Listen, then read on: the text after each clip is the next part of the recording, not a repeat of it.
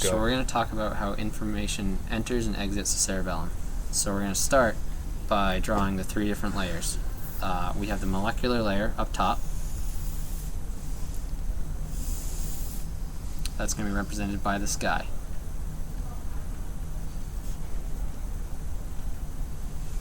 Underneath that, we have the Purkinje layer, represented by the grass in our drawing. And underneath that, we have the granular cell layer, represented by the dirt.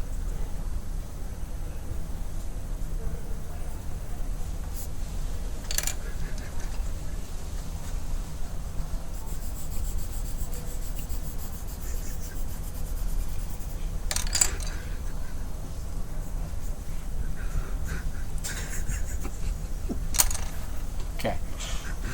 I'm going to color in those ones as well.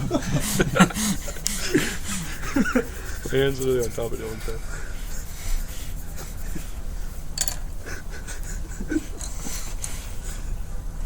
So we're going to work on the layers here. No, they're fine. Alright. Down in the granular layer, we have the mossy fibers.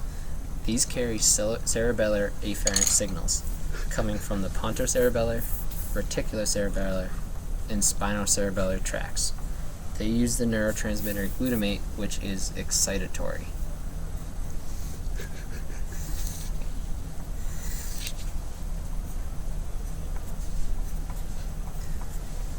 These mossy fibers synapse with granular cells with their soma in the granular layer, represented by the telephone poles in our drawing.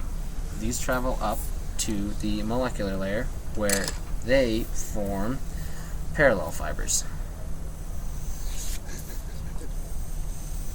represented by the telephone wire in our drawing.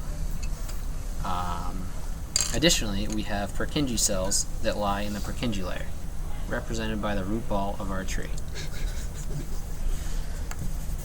The tree is going to represent the Purkinje fibers, traveling up from the Purkinje layer into the molecular layer.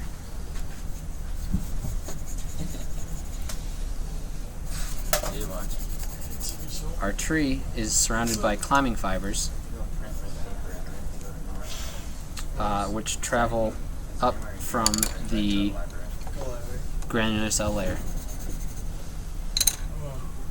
and surround the Purkinje cell. These use the neurotransmitter GABA, which is inhibitory. The Purkinje cell synapse with a deep cerebellar nuclei, represented by a rock in our drawing.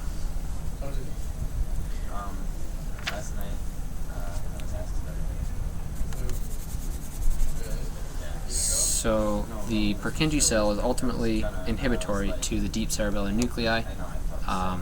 The granular cell layer route using glutamate takes a little bit longer to reach the deep cerebellar nuclei. So when a quick reflex is needed, the climbing fibers from the olivocerebellar tract using GABA can quickly stimulate the Purkinje cells and inhibit the deep cerebellar nuclei.